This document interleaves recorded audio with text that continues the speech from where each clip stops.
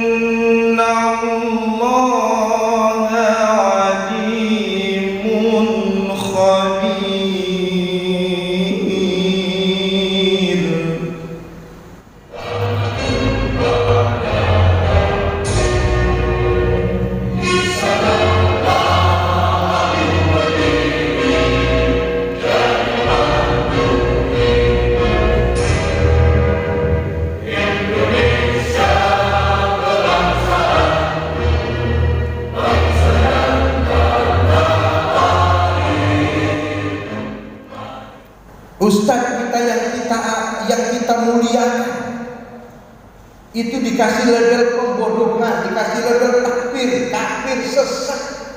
Auzubillah. Maka pada hari ini sekali lagi terima kasih Pak Ustadz Dasat Latif, termasuk Ustadz yang saya sangat senang mendengar ceramah-ceramah beliau. Kenapa? Karena kita ini jadilah orang yang wasatiyah yang kita ingin munculkan. Kalau persoalan paham perbedaan mungkin tidak bisa kita samakan, tapi jangan menyalahkan orang lain.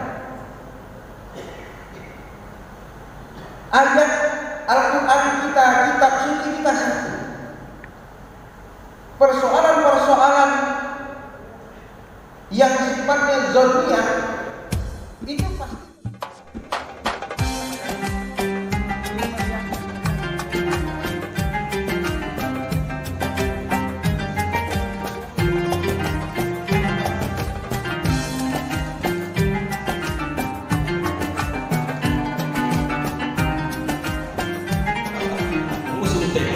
menjaga nilai-nilai luhur kebangsaan dalam mewujudkan provinsi Kepulauan Riau yang bermartabat dan konsisten. Sampaikan kepada masyarakat dengan bahasa yang sempurna. 3 menit. Yang berikutnya, bahasa dakwah itu qaulun maisura, mudah diterima. Kadang-kadang kan kita mentang-mentang dokter baru selesai panas-panasnya, bahasanya macam-macam itu. Kita harus psikomotoriknya jalan, afektifnya jalan, kognitifnya siapa? Dia bicara sama siapa? Kadang-kadang bikin istilah, jangankan orang lain, dirinya pun tak paham. Baik, qaulun maisura dengan bahasa yang mudah diterima saja. Apalagi khutbah Jumat, nggak usah berbelit-belit, nggak usah begini, cukup mudah-mudah saja. Apalagi sudah disampaikan di dalam khutbah Jumat tidak boleh 15 menit lebih. Persoalannya udah bahasnya sulit, lama lagi setengah jam.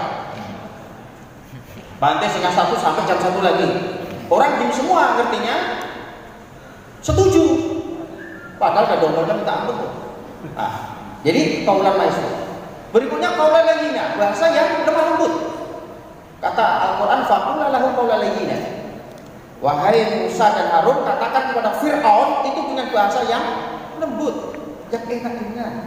Padahal ini melawan Fir'aun, ternyata juga dengan bahasa yang mudah. Bahasa yang lembut bisa diterima, tak menyakitkan. Sama dengan apa yang disampaikan oleh Dr. Dasar Selatan tadi. Berikutnya, karena waktu terbatas, Qaulan Karima. Qaulan Karima ini bahasa yang mulia. Ini ayat ini bicara tentang bagaimana seorang anak adab dengan orang tua. Pilih bahasa yang paling enak, walaupun orang tua itu sama kadang-kadang seperti anak kecil lagi. Nah, dalam konteks yang demikian saja, Al-Quran perintahkan kita bahasa orang tua, bahasa yang baik. Pilihan bahasa ini loh, narasi bahasa yang kita pilih itu yang bagus. Kadang-kadang kan kita di grup kita ini kan suka nyolot-nyolot gitu. Narasinya itu narasi yang selalu bikin gemes orang lain. Di grup masing-masing lah. Pasti itu. Kadang-kadang begitu. Narasinya itu narasi yang tidak enak didengar. Pilih narasi yang baik. Jadi, dan demikianlah kami jadikan kalian sebagai umat yang wasatiyah, umat yang moderat, untuk menjadi saksi di tengah manusia, dan Rasul akan menjadi saksi bagi kalian semua. Maka jelas dalam ayat ini, Islam yang dibawa oleh Rasulullah Muhammad SAW, Islam yang diajarkan oleh Al-Quran sejak awal memang punya sifat wasatiyah. Diperkuat oleh sabda Rasulullah Muhammad SAW, ya, di slide selanjutnya, iyyakum wal ghuluwa fid din fa innahu ahlaka man kana qablakum al ghuluwu fid din. Jauhilah olehmu sifat ghulu, yakni berlebihan dalam beragama, sebab yang membinasakan generasi sebelum kalian adalah sikap berlebih-lebihan atau al-ghuluwu dalam persoalan agama. Maka jelas atas dasar ayat Al-Quran dan hadis ini, Islam yang diajarkan oleh Allah, Islam yang dibawa oleh Rasulullah Muhammad SAW adalah Islam yang punya pemahaman wasat dan bukan Islam yang ghulu. Apa itu ghulu? Berlebih-lebihan dalam agama. Ya, dalam penjelasan selanjutnya para mufassir menjelaskan. Next, ada beberapa pendapat tentang apa makna wasat dalam tafsir dan juga tidak tafsir. Ifrat itu artinya melampaui batas, sering kita sebut liberal. Tafsir mengandung mana ekstrim. Maka Imam Amin sering menyampaikan Islam wasatiyah itu adalah Islam yang la liberaliyah wala ekstremiyah. Islam yang tidak liberal tapi juga tidak ekstrem. Ya, itulah Islam wasatiyah. Tidak liberal Islam wasatiyah. Islam liberal itu Islam yang bagaimana? Islam yang menafsirkan Al-Quran melampaui konteks teks. Contoh, kelompok Islam liberal yang menyatakan misalkan bahwa, mohon maaf ya, hijab berkerudung itu dianggap hanya sekedar sebagai budaya, sehingga bagi orang-orang tertentu tidak perlu pakai kerudung ya. Atau misalkan pendapat orang-orang liberal mengatakan minum minuman keras, minuman beralkohol itu boleh kalau kan cuacanya di daerah-daerah yang ini. Itu contoh pikiran liberal. Atau kalau kita aplikasikan dalam tafsir, misalkan ayat yang populer, ayat yang paling disukai oleh kaum laki-laki, "Fankihu ma taba lakum minan nisa'i mathna wa thulatha wa ruba'." Tafsir umum mengatakan, nikahilah wanita yang kau pandang baik 2 atau 3 atau 4. Tapi ada tafsir liberal mengatakan wawu yang ada dalam kalimat ini tidak diartikan bermakna au, tapi bermakna jamak. Sehingga kalimat ini ditafsirkan, nikahilah wanita yang kau pandang baik 2 tambah 3 tambah 4. Nanti berapa?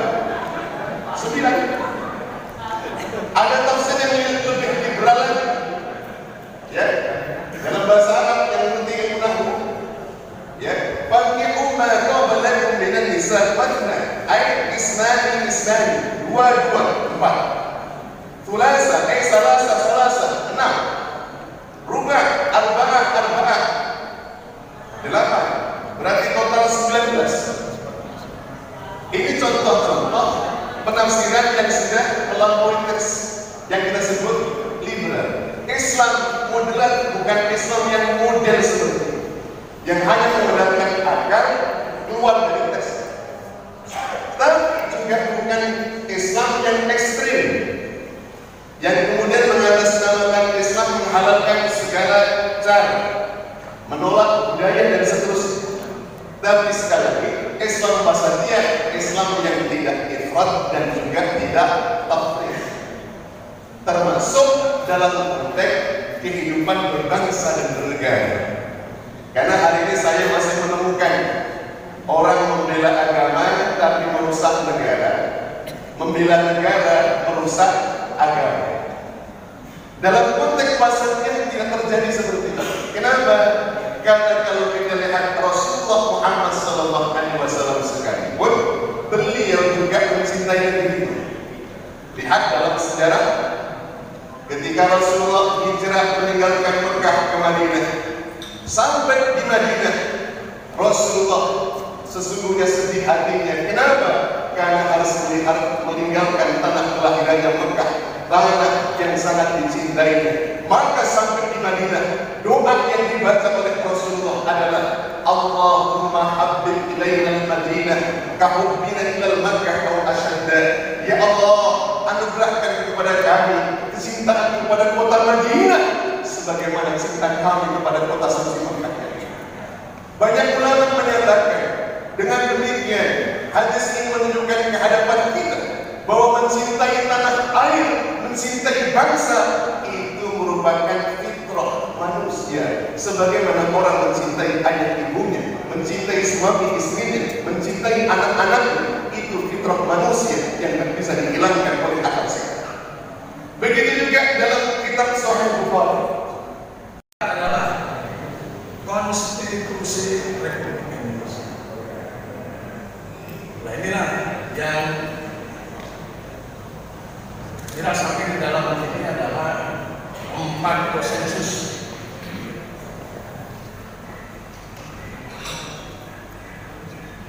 Jadi di rapat BPUPKI, rapat di PPPKI ini menghasilkan yang pertama yaitu dasar negara Republik Indonesia, yaitu Pancasila. Yang kedua adalah konstitusi negara Republik Indonesia, yaitu Undang-Undang Dasar Negara Republik 40 sebuah langkah awal untuk bagaimana menyelaraskan, menyatukan langkah kita melaksanakan dakwah di Kota Batam agar Batam menuju kota yang bermartabat dan kondusif serta harmonis. Untuk itu tanpa panjang lebar langsung saja, karena waktu beliau juga sangat mepet dan mohon maaf kita juga dibatasi oleh waktu. Jam 11 langsung kita off karena beliau langsung akan berangkat ke Jakarta. Langsung saja kita undang pembicara kita Dr. Haji Dasnat Latif, SOS, SAG, MSc, PhD.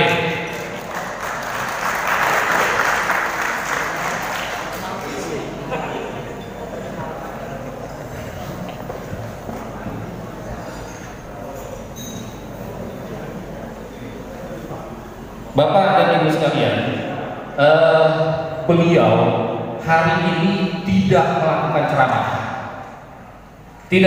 ceramah seperti biasanya, tapi karena pesertanya ini adalah para mubalik, beliau akan memberikan sebuah motivasi kepada kita semua untuk bagaimana tata cara ataupun juga etika dalam melakukan dakwah.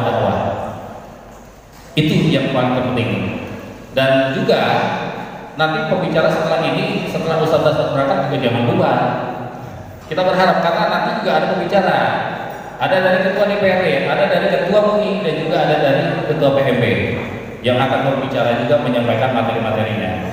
Baik, Ustaz, sehat Ustaz?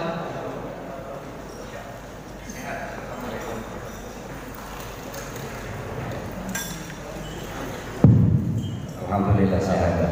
Luar biasa. Biasa di luar. Biasa di luar. Jadi saya ingin menceritakan terlebih dahulu. Beliau itu kemarin take off dari Ujung Pandang jam 9 kita, jam 10 sana. Ya. Sampai di Jakarta, berangkat lagi ke Batam itu pukul 14 ya Ustaz ya. 14. Langsung berangkat sampailah di Batam. Sampai di Batam, istirahat sebentar, berangkat lagi kita malam. Jadi perjalanan panjangnya beliau ini adalah menjadi sebuah keberkahan untuk semuanya. Dari semalam sampai dengan tadi pagi tak putus yang minta foto. Tak putus. Ya, dan kita doakan Ustadz kita sama-sama selalu diberikan kesehatan. Amin. Ya, atas juga kelancaran dalam melaksanakannya. Beliau berangkat ke Jakarta, lanjut lagi kita ke Palembang. Ya, baik Ustadz, tanpa panjang lebar, saya mohon izin kepada Ustadz untuk menyampaikan motivasi. Waktu Ustadz 1 jam lebih. Jadi kalau bahasa Makassarnya Ustadz, saya kutip bahasa Ustadz, gaspol lagi di para kembali. Untuk itu, waktu dan tempat saya persilakan pada Kamu Ustadz Haji Dasar Latif. Assalamualaikum warahmatullahi wabarakatuh. Waalaikumsalam. Alhamdulillahirabbil alamin wa bihi nasta'inu ala umuri dunya waddin. Asyhadu an la ilaha illallah wa asyhadu anna Muhammadan abduhu wa rasuluh. Allahumma salli ala sayyidina Muhammad wa ala alihi wa sahbihi ajma'in. Amma ba'd. Tuan-tuan guru, puan-puan yang saya hormati, teristimewa yang kita hormati, Ketua DPRD Kabupaten Kota Batam, Bapak Durianto, Sarjana Hukum, Master Hukum, yang kita muliakan Ketua Majelis Ulama Kota Batam, Bapak Kiai Haji Lukman Ripai, Sarjana Agama, yang kita hormati pula Ketua PMB Kota Batam, Ustadz Dr. Suyono MAG, dan yang kita hormati perwakilan dari Polda Kepulauan Riau, dan yang kita muliakan pula Kepala Kantor Kementerian Agama Kota Batam, yang insya Allah dimuliakan dan dirahmati oleh Allah Subhanahu wa Ta'ala. Sound system dulu deh, jangan pakai echo, tutup echonya. Ya. Bassnya sudah tutup juga bass, tidak usah pakai bass, treble-nya dinaikkan.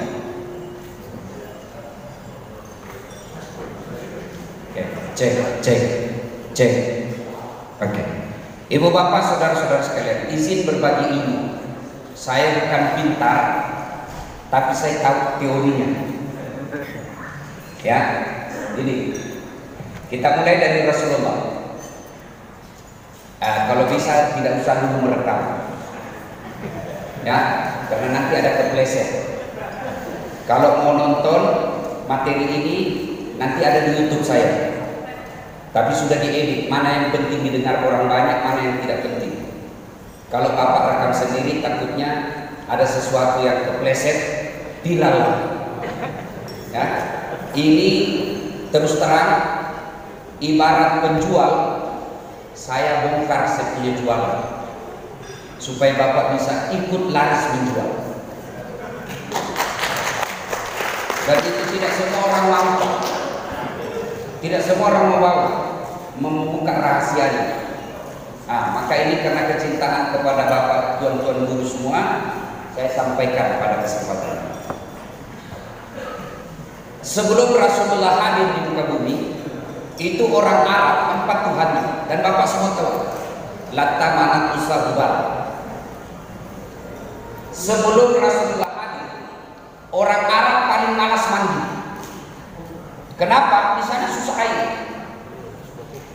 Sebelum Rasulullah hadir, budak tidak ada nilainya. Sebelum Rasulullah hadir, nih puan-puan, perempuan tidak ada artinya. Coba, alhamdulillah, dengan izin Allah, tanpa tim sukses, tanpa dukungan partai, tanpa sponsor dana, alhamdulillah, orang Arab yang tadinya 4 Tuhannya menjadi 1 dan tidak nampak. Maka orang Arab waktu itu bilang, orang gila ini 4 saja keluar, susah kita cari nafkah, apalagi 1 dan tidak kelihatan. Coba, dulu perempuan dihina, alhamdulillah Rasulullah hadir dengan memuliakan perempuan. Wanita yang negara, hancur wanita, hancur negara. Dulu orang Arab paling malas mandi, sekarang hadir. Setiap selesai begitu kau wajib mandi. Hebat. Tidak usah kita cerita panjang lebar. Apa rahasianya? Setelah saya pelajari, 1, luruskan dulu. Pendakwah luruskannya. Kalau bapak dakwah cari fulus, capek. Kalau anda berdakwah cari citra, capek. Kalau dakwah lillahi ta'ala, buli kecil. Saya baru-baru bapak sebut sendiri itu bertentangan sama artis. Saya dibully, diserang oleh timnya mereka. Apa saya kecewa dan sakit hati? Tidak. Bagaimana cara membesarkan hati itu? Siapa dasar? Masih selalu lihat perempuan cantik, masih cari dunia, mengejar dunia. Rasulullah, manusia mulia, tidak dosa dan kesalahan, dijamin pasti masuk surga.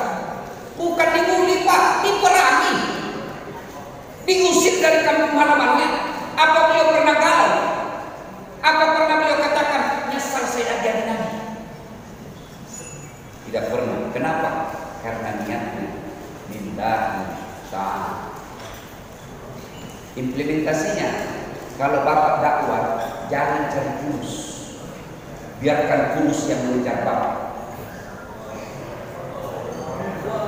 Mana ciri-cirinya? Jangan bikin baru ditelepon.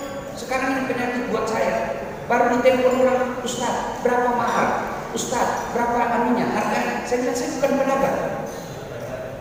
Bapak sudah sering saya ke Batam sini. Coba cari orang yang pernah saya katakan sekian mahal. Tapi alhamdulillah, saya selalu ingat, saya minta kepada Allah 500, Allah kasih saya 5 juta. Siapa yang kejar dunia, maka dia akan capek. Bapak dakwah kejar dunia pasti capek. Makanya orang bilang, Ustaz kelihatan tidak pernah capek. Itu sebelum saya kesini kan ke Berau. Sebelum lagi ke Berau dari Medan, sebelum lagi dari Medan dari Padang. Saya ini laki-laki jalur super, jarang rumah suka pergi. Tapi saya bukan Cisamsu, janji manis yang tanya palsu. Biasanya anggota DPR begitu. Tapi bukan Pak Ketua, bukan Pak Ketua. Bapak kan lihat saja berapa anggota DPR di Batam, lebih 50, cuma 1 yang hadir di tempat ini. Tentu bukan cuma hadir, ada juga pengurus yang disampaikan ke kita. Iya kan? Nah, ini kerja itu seperti ini kan tidak gampang. Ini seperti ini kan tidak gampang. Nah, maka itu Bapak saya tidak pernah menggurui. Pertama, luruskan. Saya dulu awal-awal target Pak, saya catat malah yang kasih. Masjid ini sekian, masjid ini sekian. Akhirnya setiap dia undang kembali itu masjid, saya buka lagi sana. Oh, blacklist ini. Capek Pak, capek, bener capek. Dan pada saat itu hidup saya sengsara. Alhamdulillah, setelah saya hapus catatan, dengan izin Allah, hasil dakwah yang saya dapat sudah jadi 3 masjid. Kalau Bapak kejar target dunia, pasti capek. Coba lihat Rasulullah, tidak punya tim sukses, tidak punya medsos, tidak punya Instagram, tidak punya Facebook. Paling banyak follower beliau di dunia miliar, karena memang lillahi ta'ala. Ini diluruskan niat. Pastilah ada sedikit-sedikit, pasti adalah lihat itu. Agama mengajarkan begitu muncul, tembak dengan istighfar. Astagfirullah. Maka masjid saya yang saya kelola, kan biasa penyakit mubalik itu sudah janji masjid ini, khutbah Jumat Masjid Nurul Hidayah, tiba-tiba diundang sama wali kota. Pasti umumnya lari dari masjid, dia kirim penggantinya. Iya toh? Maka masjid yang saya kelola saya bikinkan strategi. Apa strateginya? Kalau dia khutbah Jumat ini, Jumat lalu saya sudah kirim honor. Sebelum dia ceramah saya sudah kirim honornya. Ya? Dan penghormatannya kita akan naik sedikit. Dan itu tidak seenaknya dia ceramah. Saya kasih judul. Ini judulnya, ini referensinya, ini kitab-kitab yang Bapak baca. Nah, itu.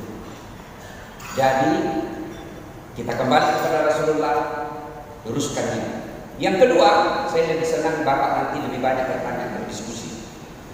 Yang kedua, Rasulullah itu tingkat kesabarannya tidak bisa dibatasi. Rasulullah dalam dakwah, coba lihat, sejarah membuktikan pernah diboikot 3 tahun. Bani Hashim tidak boleh bertransaksi dengan orang lain. Puluhan sahabat wafat kelaparan pada saat itu. Di Taif dilempari beliau, datang bantuan dan Bapak semua sudah tahu, tidak usah kita cerita. Tapi Rasulullah berdoa, berikan mereka hidayah. Jadi berdakwah perlu kesabaran ekstra. Dan saya rasakan Pak, kadang kita didakwah ditipu. Oh ini cuma 1 jam Ustaz perjalanan, tahu-taunya 5 jam. Kenapa kau bilang cuma 1 jam? Kalau saya bilang 5 jam pasti Ustaz tidak mau. Coba. Belum lagi honor kita Pak. Kadang-kadang apalagi kalau kantor-kantor pejabat, kantor-kantor pemerintah, itu kan kwitansinya, lain angkanya yang kita take, lain isinya. Itu sering. Dan saya pengalaman terakhir, itu masih banyak kalau ada. Jangan ada yang rekam ya. Pengalaman terakhir, 2 kabupaten Pak. Kabupaten Lombok, bisa nggak sekalian, Lombok Utara atau Lombok apa? Baru ganti tiket saya saat 3 orang nggak diganti PP, honor nggak ditransfer. Nah, saya setelah viral ini ceramah saya tadi depan presiden itu banyak semua. Jangan memperbaikan surga, jangan memperbaikan neraka. Masa kunci surga rusak?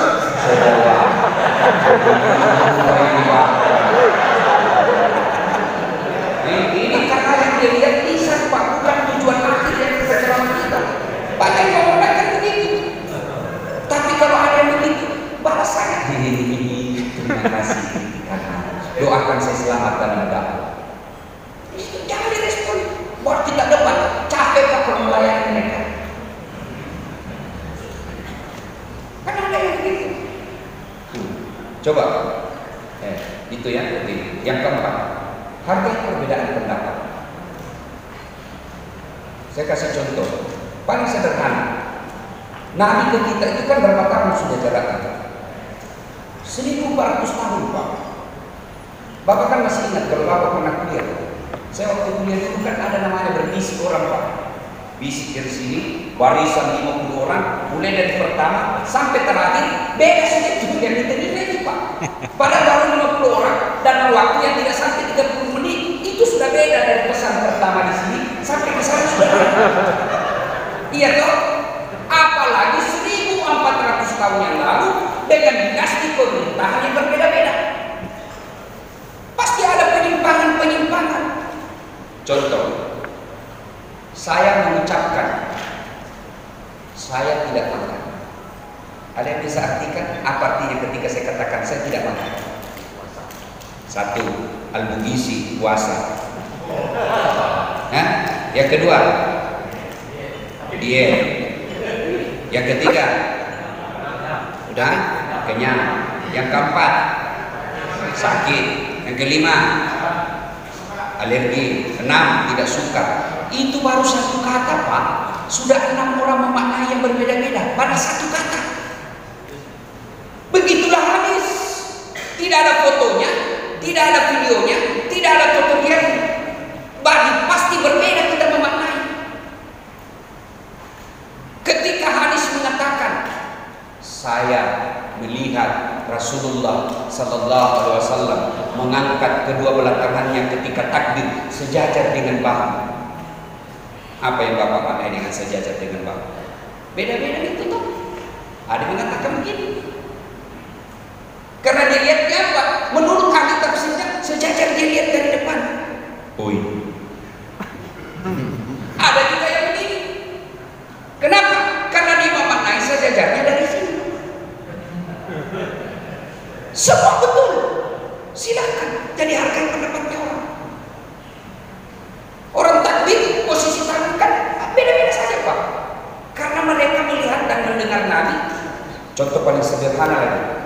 Ketika kita dari Sami Allahu liman hamidah turun, kan ada dua versi yang hadis sahih. Pertama, tangannya dulu Nabi turun. Yang kedua, lututnya lagi dulu Nabi turun. Dan semua hadis sahih. Kenapa terjadi perbedaan? Oh, kita belajarlah namanya asbabun nuzul. Sejarahnya itu hadis. Dipelajari di mana Nabi ketika lututnya dulu turun. Oh, Nabi lagi di rumahnya, lagi di masjid, empuk pasir. Kenapa ketika itu tangannya dulu? Oh, lagi suasana perang, berarti lagi bebatuan. Kalau ini dulu turun di batu-batu, Pak, pasti masalah. Ini yang sebagian kita tidak tahu. Nah, ketika terjadi perbedaan pendapat, silakan sampaikan semua pendapatnya ulama, biarkan umat kita ini. Jangan maki-maki itu bid'ah, itu sesat. Bayangkan Pak, sama akidah kita, sama kita punya kiblat, sama dua kalimat syahadat kita, sama nabi kita, sama rukun Islam iman kita. Gara-gara kunut saling mensesatkan. Gara-gara doa bersama ribut. Ini pengaruh medsos. Makanya Bapak harus punya semua akun medsos. Bapak dakwah di masjid paling dekat 50 orang, 100 orang. Paling hebatlah kalau hari Jumat, ya 300 orang. Tapi begitu Bapak punya akun Instagram, dakwah sekali share, bisa sampai 100.000 yang nonton. Makanya harus punya medsos. Untuk apa? Mengimbangi dakwah-dakwah yang suka menghasut itu. Coba waktu saya kecil Pak, kita tidak pernah dengar soal kunut. Begitu orang takbir salat subuh Allahu Akbar, bisa imam kunut, di samping kita tidak kunut, kita tidak ribut setelah sholat. Paling dalam hati, Muhammadiyah. Itu aja takut kita. Tidak pernah kita ribut. Ada takziah orang meninggal malam hari orang takziah, tidak ada dikeluarkan kue. Oh, Muhammadiyah. Itu di kampung saya. Jadi kalau ada undang takziah malam hari tidak ada keluar kue, tidak ada minuman, orang langsung bilang tuan rumah Muhammadiyah. Diundang lagi malam kedua, tidak ada yang datang. Iya. Maka seorang bandit harus bijaksana dalam menyikapi perbedaan. Nah, berikutnya lagi, karena waktu yang sangat terbatas. Dalam berdakwah, Rasulullah punya tim. Tidak bisa dinafikan, sejarah membuktikan Rasulullah sukses dalam dakwah karena ditopang oleh 4 sahabat beliau. Abu Bakar, Umar, Utsman, Ali bin Abi Thalib. Jadi kalau Bapak dalam dakwah, cari karakter 4 orang. Cari dulu seperti karakter Abu Bakar Siddiq, orang tua yang bijaksana, yang bisa mengoreksi kita, yang bisa memberikan kita masukan, yang bisa mengingatkan kita. Maka saya sepanjang jalan saya dalam dakwah, ketika ada sesuatu, saya pasti tanya saya tanya beberapa ulama, menurut ini gimana? Sebelum saya keluarkan itu video saya yang viral soal vaksin, yang makan tidak makan pasti mati. Itu saya tanya dulu beberapa ulama dan beberapa ahli kesehatan. Kenapa? Saya takut saya salah. Maka saya tanya beberapa ulama, sudah betul. Saya tanya lagi, saya belum yakin. Saya tanya lagi kedua kalinya, saya tanya lagi beberapa. Sudah itu saya tanya profesor di bidang anestesi. Tidak cukup satu, saya tanya ke anestesi yang belum besar. Saya tanya lagi yang lain. Setelah itu harus saya ambil keputusan dan berdoa kepada Allah. Minta diberikan dukungan ya Allah, berikan kekuatan moral. Rata-rata kita penceramah, sudah tidak usah jawab saya Pak. Bapak jawab diri sendiri. Bapak tidak sempat tidak sholat hajat sebelum pergi ceramah. Minta supaya Allah hidupkan hati kita dan mudahkan dalam dakwah. Biasanya karena rutin kita ceramah, tidak lagi. Bapak kalau tawa pernah tidak berdoa supaya orang yang dengar kita gampang terima dakwah? Saya tidak bisa hitung berapa kali saya haji dan umroh. Tapi yang saya tahu, setiap saya tawa, karena 7 kali kan kita putar, kita ketawa.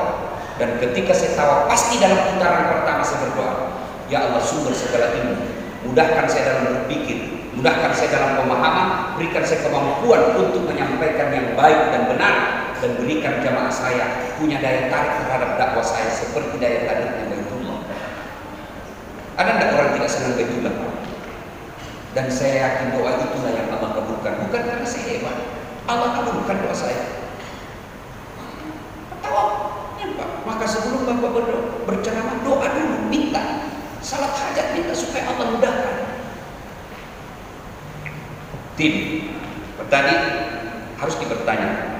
Yang kedua, harus punya lagi seperti Abu Bakar, Umar bin Khattab yang mampu katakan salah. Karena tidak semua juga teman itu mampu tunjukkan kita salah. Yang banyak itu kadang-kadang yang penting orang sekarang ABS. Oh itu sudah betul. Ini biasa di kantor-kantor birokrat ini, kantor wali kota, mencari-cari muka. Yang ketiga, pengusaha seperti Utsman bin Affan. Cari. Jadi keliru Bapak berdakwah kalau memusuhi. Keliru. Saya orang bilang, kenapa kau pergi ceramah dia? Saya bilang kan orang Islam. Saya kan ada partai yang undang saya, ada TV yang undang saya yang digelar dengan Musliman. Saya dibully. Kenapa kau datang? Saya bilang, bos, jangankan dia yang sesama Muslim, ya pun dia ada kalau dia undang saya datang. Maka keliru ketika kita berdakwah memusuhi.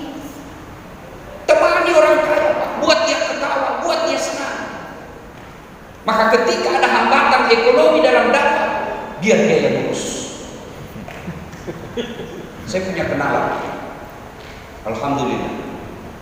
Kalau dia membutuhkan kita, dijemputnya pakai pesawat pribadi, diantarnya pulang lagi pakai pesawat pribadi. Dan dia tegur saya. Makanya Bapak tidak akan pernah lihat iklan saya di Facebook saya, di Instagram saya, dan di medsos saya. Tidak pernah saya pasang-pasang iklan.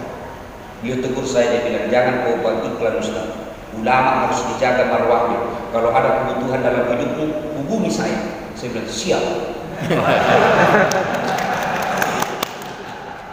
Kita harus cari orang kaya. Kalau dia tersinggung, kalau kita bahas soal yang itu, dia tidak senang, jangan bahas itu dulu. Karena dakwah itu perlu strategi. Dakwah itu perlu irama. Jangan berpikir dakwah itu, banyak sebagian teman kita berdakwah mau pakai sumbu pendek, meledak-ledak, mau memperbaiki negara dalam waktu 5-3 tahun. Tidak mungkin lah. Fatul Makkah itu 20 tahun baru Rasulullah melakukan Fatul Makkah. 20 tahun. Nabi Nuh 900 tahun lebih, Pak. Kita mau ekspres, padahal di sekeliling kita lebih banyak otak-otaknya yang tidak bagus. Maka perlulah tim, perlu kita berkolaborasi. Dan jangan pernah musuh polisi. Keliru Bapak dakwah maki-maki polisi. Apa resah kok bos? Mana ada orang jago di depannya penyidik, Pak? Kalau kita sudah dipanggil jam 8, diperiksa jam 3 sore, apa nak kencing-kencing? Bukan kita takut, Pak, tapi kan pikirkan anak kita. Kalau kita tidak punya anak, tidak punya ibu, saya pikirkan, gimana kalau saya ditangkap dan ibu saya tahu? Pasti ibu saya tidak bisa tidur. Gimana kalau anak saya tahu? Maka itu perlu strategi. Jangan musuh polisi, kritik dia, tapi jangan sakiti. Pribadinya boleh kita serang, tapi institusinya jangan. Saya setiap ceramah Bapak dengar, setiap ceramah awal, Bapak jangan musuh polisi. Kalau motormu hilang, istrimu diperkosa, anakmu dibunuh, siapa percaya? Ayo, Bapak cari siapa? Polisi. Tidak mungkin cari pengawal Quran. Tidak ketemu Pak. Iya. Maka jangan musuh polisi.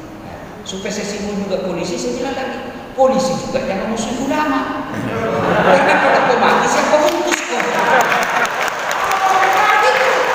Jadi caranya harus punya sakit itu tadi.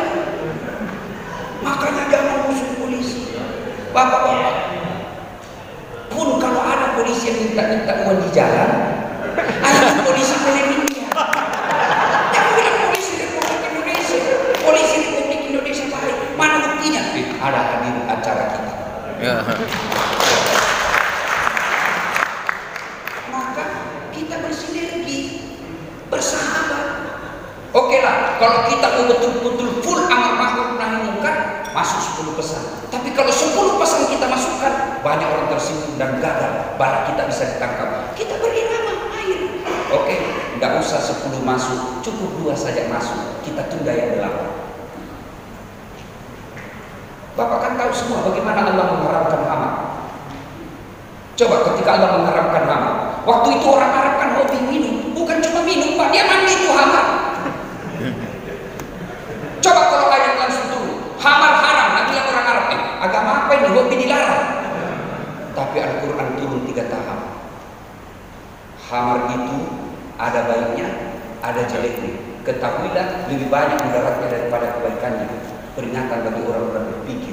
Orang Arab mulai kata, oh iya juga ini, kalau kita sudah mabuk lebih banyak bahayanya. Lama-lama turun ayat kedua, jangan mendekati sholat ketika kau dalam keadaan mabuk.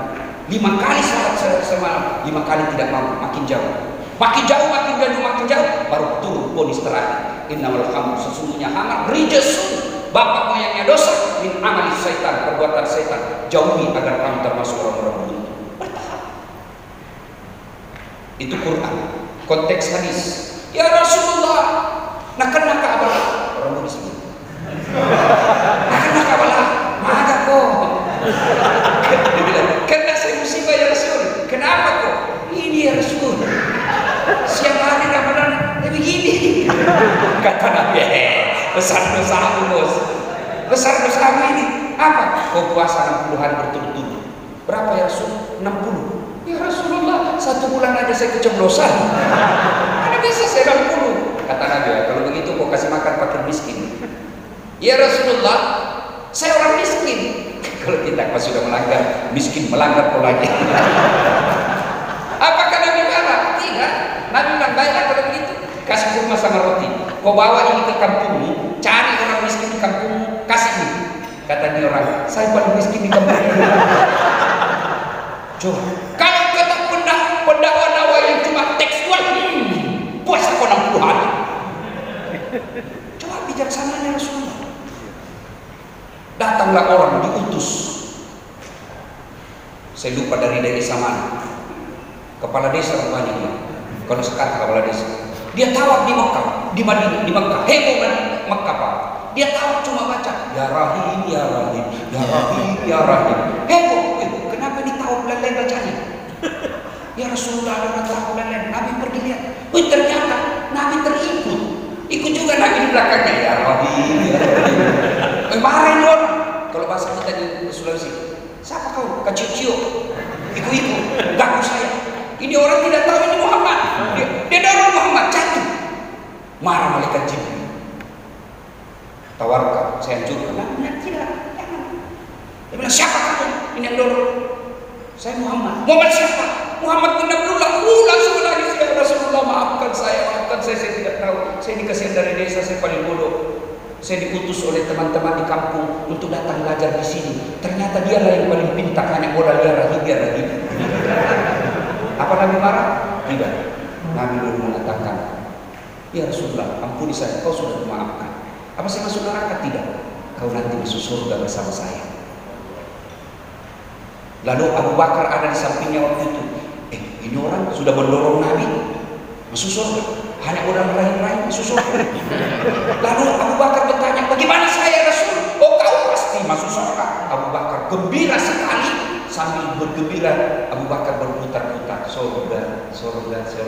Itulah sejarahnya, itu yang orang berapa itu yang pakai topi malu itulah sejarahnya tarian sufi. Maka berdakwah harus betul-betul kita bijaksana dan punya kerjasama sama polisi, kerjasama sama anggota DPR. Kita kritik juga anggota DPR, tapi jangan sakiti. Bapak pernah dengar ceritanya anggota DPR di akhirat? Ya kan? Masuklah penghafal surga, penghafal Quran dalam surga. Tiba-tiba di dalam surga dia lihat, kenapa banyak anggota dewan di DPR di surga? Di negara saya banyak di OTT. Protes sama mereka. Kenapa banyak di surga ini anggota dewan? Tidak banyak di negara saya di OTT. Dia bilang malaikat, jangan ribut, ini cuma reses. Sebentar lagi ya kan? Nah begitu caranya Bapak mendidik anggota dewan supaya dia mengerti dananya tetap keluar, supaya di ACC itu anggaran pelatihan mubalik. Ada ketuanya di sini. Saya berharap Pak Dewan tidak cukup sampai di sini. Ada pelatihan berikutnya. Pelatihan apa? Kita ajari saudara guru kita ini membuat konten medsos. Pak, bukan membanggakan diri. Ini supaya ada motivasi. Nah, ini cuma MC tadi motivasi. Bapak lihat ustadz besar di Indonesia yang membuat puluhan ribu punya jamaah. Ustadz A dari Timur Tengah, Ustadz B dari Libya, Ustadz ini Timur Tengah, Ustadz ini Timur, semua yang kira-kira yang hebat-hebat itu Pak. Dan Ustadz lagi dari Universitas Hasanuddin Makassar.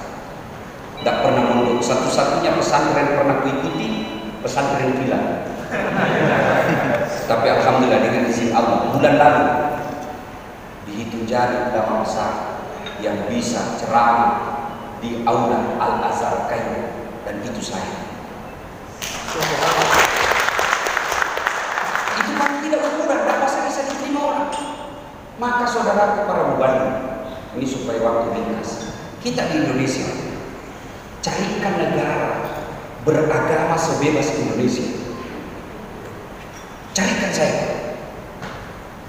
Coba Bapak berkiblat ke Timur Tengah, anggaplah Saudi. Bapak pikir gampang ceramah di Saudi? Enggak Pak, kalau tidak direkomendasi kerajaan tidak bakal Pak, biar Bapak ahli agama. Di sini Pak, artis baru 3 bulan taubat. Jangan dia Pak mengkafir-kafirkan kita. Ayo coba. Carikan negara seperti Indonesia paling gampang bangun masjid. Timur Tengah kondak Pak, biar Bapak punya duit, tidak bisa. Tetangga kita paling dekat, Malaysia, yang sudah dideklarasi, dia tulis dalam institusi negaranya, konstitusi negaranya, Malaysia adalah negara Islam dengan bermazhab Syafi'i. Tapi apa Bapak gampang bikin masjid di Malaysia? Tidak Pak, biar Bapak juragan kalau tidak dapat izin kerajaan tidak bisa. Di Indonesia Bapak punya duit, tunjuk jadi urusan surat di belakang.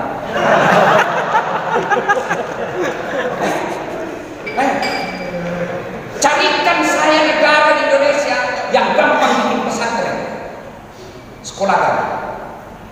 Oke, kiblat kita Timur Tengah, Saudi. Bapak pikir gampang bikin pesantren di Saudi Pak? Bertentangan saja mazhabnya mereka, ditangkapi ulama. Indonesia ada 2 Pak Bin punya duit rumah sedikit, kumpulan sekolah, anak-anak pesantren, anak-anak hafal Quran 20 orang, jadi lagi pesantren hafal Quran, belakang suratnya. Inilah sebabnya menjadi alasan, tidak ada alasan buat kita membenci negara kita.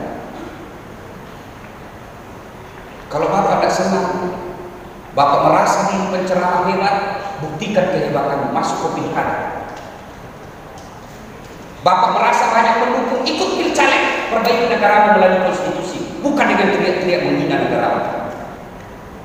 Bapak merasa hebat banyak pengikut, masuk pilcaleg.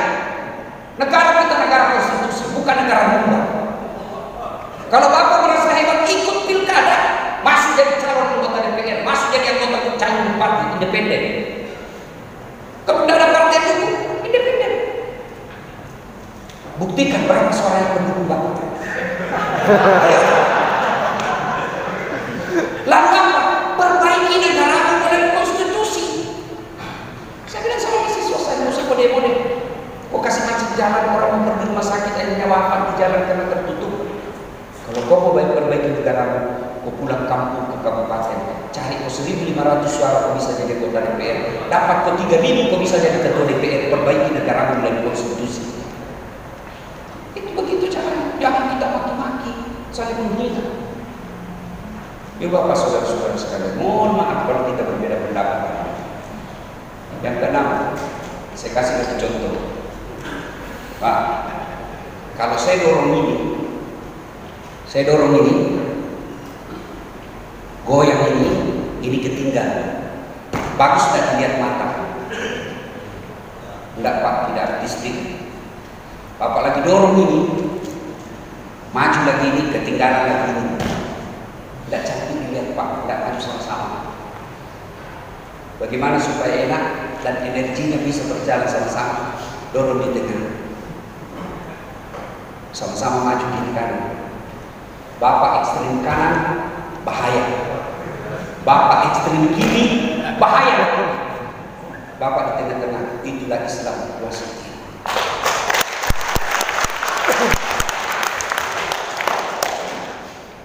Itulah yang diajarkan.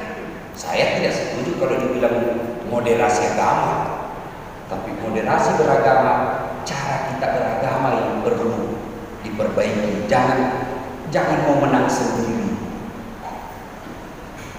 Nah, berdakwah, bersinergi, bekerja sama. Beri contoh lagi. Tujuh lagi. Ini air. Sama-sama kita punya air di Batam, air di Sulawesi, sama-sama air. Tapi untuk meyakinkan Bapak air ini lebih baik dan Bapak punya, perlu strategi, perlu taktik dagang. Itu air kan yang dijual itu kemasan-kemasan botol ini kan sama-sama aja semua itu Pak. Tapi mereka punya pemasaran yang berbeda-beda. Ada yang mengatakan ada gula-gulanya, ada yang murni alami. Silakan. Begitu juga dalam dakwah tadi, seperti yang saya sampaikan tadi. Itu secara pribadi, orang ini. Kita juga secara organisasi. Kalau semua di sini Pak, Muhammadiyah, NU, Wahda Islamiyah, DDI, semua di sini boros tenaga. Maka yang baik, NU ada di sini, Muhammadiyah ada di sini, Persis ada di sini, DDI ada di sini. Itu begitu. Dalam berdakwah juga begitu. Ada yang khusus dakwahnya memelihara akidah. Ada yang khusus mengeritik pemerintah. Ada yang khusus mengajarkan hafal-hafal Quran. Ada juga yang khusus membahas poligami. Ada sekali di situ. Bapak nggak usah bahas poligami, berat Pak. Biar saya saja yang ngalamin. Kita berbagi tugas. Nah, ibu bapak saudara-saudara sekalian, dari ilmu inilah yang saya yakini, yang saya pelajari, ada hasilnya. Paling tidak, kan orang biasa lihat hasil, harus ada bukti konkret. Ada bukti konkretnya apa? Bapak boleh lihat dari semua ustadz-ustadz kondang di Indonesia, alhamdulillah per hari ini channel YouTube saya terbanyak penonton, sudah lebih 200 juta. Padahal saya bukan orang pondok, tapi saya tahu teknik menyampaikan. Dan Bapak lihat orang-orang yang berkomentar di kolom YouTube saya dan ini, saya Nasrani, saya Hindu, saya Buddha, tapi saya selalu tungguin ceramah-ceramah barunya Pak Ustaz. Kenapa? Karena yang selalu saya sampaikan Pak tentang akhlak. Puncak semua ilmu adalah adab. Itulah Nabi diutus liutammima makarimul akhlak, memperbaiki akhlak manusia. Kita bahaslah tentang kewajiban suami kepada istri. Semua agama pasti sama. Kewajiban istri kepada suami, semua agama pasti sama. Tapi ketika kita berbicara soal akidah, silakan tanamkan keyakinan akidah kita dengan sebaik-baiknya tanpa melukai agama yang lain yang diakui oleh negara kita. Insya Allah dakwah kita menjadi dakwah yang rahmatan lil alamin. Demikian saya berharap 30 menit yang akan datang ke depannya, kalau ada yang mau sharing, mau tanya jawab silakan. Kalau tidak cukup waktu juga boleh melalui japri saya 08121222228. Terima kasih. Mau ulang 08121 2-nya 5 kali 2222298. Itu telepon langsung saya. Ya, terima kasih. Silahkan kita lanjutkan dengan berdiskusi. Baik, kita berikan aplaus pada rekan-rekan terakhir yang sudah secara tidak langsung ya kita tersipu-sipu, sebenarnya kita mentertawakan diri kita. Baik, Ustaz, mohon izin kita berdiskusi.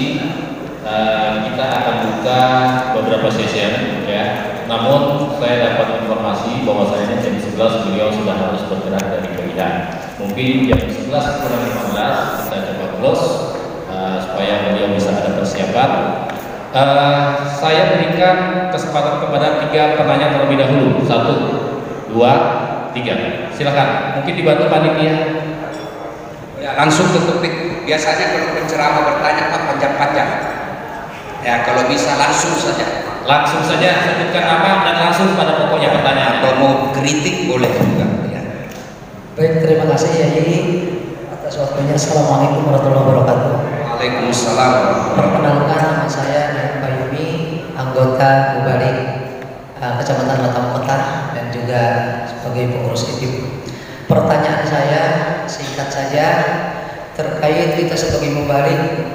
Tadi kata Pak Kiai bahwa kita tugasnya mengajak, jangan memusuhi, tetapi mengajak ini kayaknya sejak zaman Nabi sampai sekarang yang ngajak untuk kebaikan ini penuh dengan tantangan dan juga rintangan. Selain sabar, solusi apa yang harus kita lakukan?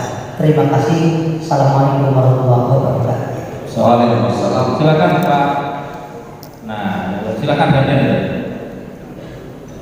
Bismillahirrahmanirrahim. Assalamualaikum warahmatullahi wabarakatuh. Nama saya Ami FB dari Pengurus Mubalik Kota Batam. Ada pertanyaan yang ingin saya sampaikan Ustaz terkait dengan maju di pilkada dan legislatif tadi. Nah, ini kita Mubalik ini rata-rata menengah ke bawah Pak Ustaz. Menengah ke bawah ekonominya. Diulangi Pak. Ya, terkait dengan maju di pilkada dan legislatif. Pilkada legislatif. Jadi kita Mubalik ini ingin juga berdakwah di bidang tersebut, tetapi kita rata-rata ekonomi menengah ke bawah Pak. Nah, di Batam atau di mana saja kita. Nah, sementara kalau untuk maju di kota, kabupaten itu minimal kata orang sudah berpengalaman itu 500 juta. Nah, ini satu. Yang kedua, kita bisa juga jual rumah. Jual rumah modalnya. Pertama, yang kedua adalah stasiun kena nyuap dan suap itu masuk neraka. Sementara kalau kita ngasih kepada masyarakat, kecil mungkin kita terpilih Ustaz. Kita bersurvei juga di bawah gitu ya. Terus ini ayat-ayat aja dikasih ini, ngajian aja, sementara fisiknya nggak ada, duitnya nggak ada. Nah, ini yang kita mau ke depan bagaimana kita ini. Terima kasih Pak Ustaz. Assalamualaikum warahmatullahi wabarakatuh. Waalaikumsalam. Tentang pilkada ya. Silakan Pak Haji Samsul. Assalamualaikum warahmatullahi wabarakatuh. Saya hanya ingin meminta konfirmasi terkait dengan budaya. Dulu kan yang menurunkan bangsa Arab itu kan Nabi Ismail. Jadi sebelum Ibrahim membawa istrinya Hajar dan Ismail ke tanah Hijaz, itu bangsa Arab belum lagi terbentuk pada waktu itu. Apa yang kita sebut bangsa Arab hari ini, sehingga Ismail lah yang menurunkan budaya Arab. Nah kemudian kalau kemudian ada budaya-budaya negatif, apakah itu bisa dinisbatkan kepada nenek moyang bangsa Arab itu yang menciptakan dan yang mengajarkan budaya di tengah masyarakatnya? Pertama. Kemudian yang kedua terkait dengan nilai-nilai luhur kebangsaan budaya kita, juga saya ingin meminta konfirmasi. Sebenarnya kalau masalah tutur kata, gotong royong, sikap tolong menolong itu kita sudah paham. Tetapi dari aspek pakaian misalkan, yang juga bagian daripada budaya, ini budaya yang dimaksud budaya bangsa dari aspek pakaian itu seperti apa? Karena yang kita pakai hari ini itu semuanya budaya urban, budaya dari luar. Kemeja, peci ini dari bahasa Cina, asal kata dari P dan C.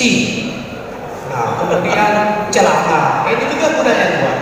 Nah, yang ingin kita konfirmasi, sebenarnya budaya bangsa kita ini dari aspek pakaian seperti apa? Apakah baju bodo, apakah koteka, apakah ulos? Nah, ini mohon dikonfirmasi supaya kita tidak salah di dalam menuduh atau menempatkan sesuatu. Terima kasih. Wassalamualaikum warahmatullahi wabarakatuh. Waalaikumsalam warahmatullahi wabarakatuh. Saya tidak tahu apa Bapak mendengar dengan baik atau tidak. Ini juga Bapak perlu tahu ilmu sound system. Saya di UNAS itu mengajar mata kuliah teknik olah vokal. Jadi saya ini aneh-aneh yang ngajar saya kuliah, Pak. Saya mengajar mata kuliah sinematografi, cara membuat film. Saya mengajar mata kuliah periklanan, cara membuat iklan. Itu saya ajar semua. Nah, ini sound system yang kasih menggabai karena dia berhadapan, Pak. Situ ada dari sana, situ dari sini. Mestinya kalau ke ruang sempit ini tidak usah kasih berhadapan, kasih semua ke sana. Karena jamaahnya semua di sini. Jadi dari sini saja. Nah, ini baku taprak namanya, makanya menggema. Apalagi ini pengetahuan tambahan. Apalagi kalau Bapak masjid, ini yang banyak juga orang kenapa panas padahal sudah ada AC. Kadang-kala kita pengurus masjid tidak tahu itu AC tidak boleh bersahabat dengan bertempat dengan kipas angin. Kipas angin itu dia butuh dibuka pintunya supaya terjadi sirkulasi udara. Sementara AC tidak boleh ditutup, tidak boleh dibuka. Kalau dibuka tidak mempan AC. Ibaratnya satu butuh gula, satu tidak mau gula, jadi tidak ketemu. Itu AC biasanya juga begitu. Nah, seperti sound system ini, Bapak kalau mau tes, biasakan orang tes sound system, cek 1 2 1 2, ya pasti jelas karena kita tahu apa dia bilang. 1 2 1 2 1 2 3, coba suruh membaca. Tahu nggak kalau dia baca? Oh, berarti sama-sama dia bilang. Nah, kalau cek 1 1 1 2, semua orang bilang cek pasti 1 2 dia bilang, Pak. Jadi orang tahu, oh 1 2, oh jelas kok, jelas. Ya jelas karena kau sudah tahu apa yang dia mau bilang. Ya, ini sound system ini penting dalam dakwah. Maka saya di Makassar, kalau saya di Makassar, Pak, di mobil saya itu ada sound system saya bawa. Begitu sound systemnya tidak bagus, saya keluarkan saya punya. Saya pakai. Dan itu tahan 9 jam. Mobil kalau ada tiba-tiba ada demo atau apa, kerumun-kerumun saya keluarkan, saya ceramah sedikit. Apalagi masa-masa awal-awal pandemi, saya ceramah juga. Saya pergi jogging, kasih keluar mic. Ayo jaga jarak, ayo pakai masker. Nah, itu perlu semua, perlu. Nah, pertanyaan pertama, mengajar. Bapak mengajar itu perlu ilmunya. Karena saya latar belakang doktor saya di bidang ilmu S1, S2, S3 ilmu komunikasi. Bapak ceramah menyampaikan pesan itu ada 3 sasaran yang kita perbaiki. 1, namanya kognitif, otak, dan tahu menjadi dan tidak tahu menjadi tahu. Bapak tahu bahas tentang rokok, bagaimana hukum rokok, misalnya Bapak bermasalah haram, kenapa diharamkan, beritahu semua ini efeknya. Akhirnya orang tahu, baru dia tahu. Berarti sudah ada pengaruh di kognitif. Yang kedua, apa yang ingin dipengaruhi? adalah konatif. Apa itu konatif? Sikap. Saya setuju itu ceramah, saya tidak setuju. Itu sikap. Yang ketiga, afektif. Perilaku. Rokok Bapak bahas, tahu. Oh ternyata ini akibatnya ini dia tahu. Yang kedua, saya setuju dia bilang itu Ustaz. Yang ketiga, yang tadinya merokok dia berhenti merokok, sukses dakwah. Itu. Untuk itu perlu ilmu. Apa ilmunya? Dalam ilmu komunikasi disebut persuasi. Membujuk. Bapak, bisa anak-anak disuruh sholat. Kau sholat kan? Kalau kau tidak sholat, saya tampilin kamu. Dia pasti sholat Pak, tapi namanya itu kursi, dipaksa. Begitu bapaknya tidak ada, berhenti dia sholat. Nah ini efektif di polisi. Kalau komandannya bilang, Assalamualaikum warahmatullahi wabarakatuh. Kapolres, mana itu? Propam tidak pernah hadir sila berjamaah. Besok belum asal sudah ada di masjid. Kenapa? Dimutasi dia kalau tidak. Nah, itu kursif namanya. Kursif. Yang kedua bujuk. Namanya persuasi. Dibujuk. Untuk membujuk itu harus pakai contoh. Bapak dakwah di depan pedagang, jangan pakai bahasa-bahasa yang misalnya di pinggir jalan saudara-saudara saya orang Bugis yang banyak di pinggir-pinggir laut itu pesisir. Bapak jangan bicara yang susah-susah. Terjadi devaluasi. Apabila ini terjadi korupsi apa? Mereka tidak ngerti Pak. Iya betul. Pakai bahasa pelaut. Kasih contoh-contoh pelaut. Di depan ibu-ibu, Bapak bahas istri yang soleha. Tapi jangan pernah coba-coba bahas poligami. Bapak tidak bakal dipanggil lagi. Saya pelajari perempuan, mereka mau aja dimaki-maki, bilang mas ya apa, mereka ketawa-ketawa aja. Tapi begitu Bapak cerita soal poligami, pasti dia komplain. Bayangkan saya pernah bilang, di depan Al-Quran itu ada 4 jenis rumah tangga. Yang pertama, suaminya beriman, istrinya kafir, Nabi Lut. Yang kedua, istrinya beriman, suaminya kafir, Fir'aun. Yang ketiga, istrinya kafir, suaminya kafir, Abu Lahab. Yang keempat, suaminya beriman, istrinya beriman, Ibrahim. Saya tanya, ibu-ibu pilih mana? Keluarga mana? Ibrahim Ustaz. Tapi Ibrahim itu 2 istrinya.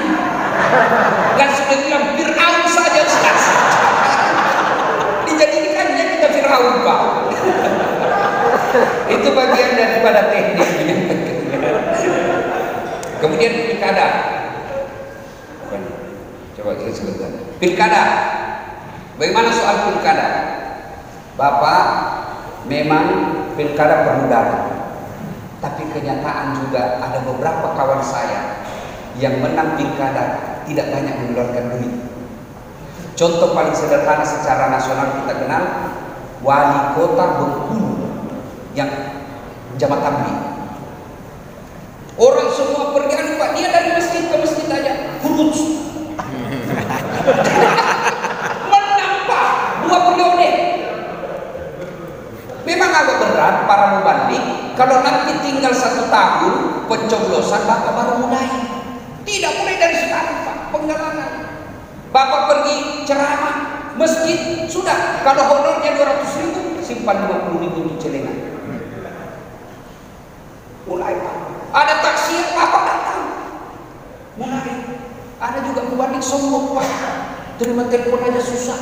Padahal dia mengajarkan silaturahmi. Red. Ada juga sudah begitu. Iya toh. Nah, bagaimana mau dipilih? Datang, ada pengantin kita datang, ada orang kita datang. Insya Allah. Ya.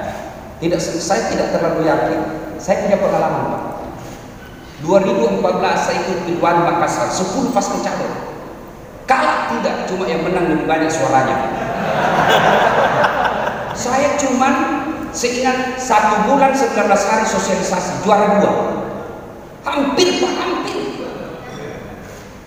Tidak duit keluar, tidak. Semua orang bantu. Cuma ya karena yang menang temannya wali kota waktu itu. Dan saya syukur alhamdulillah tidak menang. Saya jadi ustaz. Kalau saya menang waktu itu saya hormat-hormat sama menteri, hormat-hormat sama gubernur. Sekarang presiden hormat sama saya.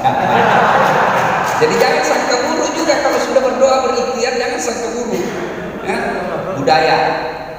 Setahu saya waktu belajar tentang ilmu budaya itu lahir dari kebiasaan masyarakat. Jadi bukan dulu budaya baru diikuti masyarakat, tidak. Masyarakat dulu kebiasaan sehari-harinya lalu jadi budaya. Tentu budaya ini sangat erat kaitannya dengan keyakinan. Ya, orang Papua, Bapak jangan bahas masalah jilbab di depan mereka yang dipakai itu. Bahas saja bagaimana hidup bersih, bagaimana hidup rukun, saling menghargai. Kan banyak tema yang lain bisa dibahas. Daripada dia tersinggung, sudah yang lain aja kita bahas. Ya, nah, kalau Bapak di Bali jangan maki-maki mereka karena memang itu kebudayaannya. Saya sepakat yang kemarin itu yang menendang. Saya ikut menyalahkan karena itu ada keyakinannya orang. Soal dia sesat, urusannya dia Pak. Yang penting kita sampaikan, jangan sampai menendang. Ya, bagi saya dia sesat, dia masuk neraka. Nah, ada yang bilang begini, kenapa tidak dihancurkan? Coba dia di Mekah. Kan dia bilang itu di Mekah kan dihancurkan. Di Mekah itu kan dihancurkan berhala-berhala. Cocok. Mekah itu, Madinah Mekah itu perlakuan khusus. Apa perlakuan khususnya? Di Mekah Madinah menurut penegasan Quran tidak boleh ada orang kafir di situ. Karena tidak ada orang kafir harus dirobohkan ini patung karena tidak ada gunanya. Tapi coba ketika Umar bin Khattab menaklukkan Roma, yang ada patung-patung berhalanya, apa Umar hancurkan patung-patungnya? Tidak. Kenapa? Karena Umar berkesimpulan ada orang yang menyembahnya. Begitu yang saya tahu saya, dan boleh kita berbeda pendapat, tidak usah kita berdebat. Kalau Bapak tidak setuju sama saya, ya tidak usah. Selesai, tidak usah kita debat. Ya kan? Kesimpulan saya tadi soal itu, di Makkah dirobohkan itu patung berhala karena tidak ada yang sembah. Kenapa? Semua orang Islam di situ, perlakuan khusus. Sama juga, negara kan masing-masing punya kebijakan. Menurut Al-Quran, Makkah Madinah perlakuan khusus, tidak boleh masuk ke orang kafir. Sama juga Bapak kalau membawa ke Australia kan, berhak itu Australia, ini boleh masuk visa, ini tidak, kami tolak kamu. Sama waktu saya mau masuk Amerika visa Pak, lebih 20 orang dites, cuma saya 2 orang saya dapat visa. Ada yang komplain, wah ceritanya mereka cuma bilang, mohon maaf konstitusi kami tidak mengizinkan Anda masuk. Selesai. Haknya dia. Maka juga begitu. Nah, tidak boleh ada patung berhala dia karena tidak ada. Tapi ketika Umar bin Khattab menaklukkan Roma, Persia, mereka tidak hancurkan. Persia. Itu boleh kita berbeda. Tidak usah didebat di sini. Habis ya? Habis. Apa ini? Pak Kapolda sudah menunggu. Ya, terima kasih. Saya mempersilahkan Bapak Ibu. Kalau ada mau berdiskusi, WhatsApp saya, jaringan langsung itu di HP saya, ya. Boleh nanti saya kasih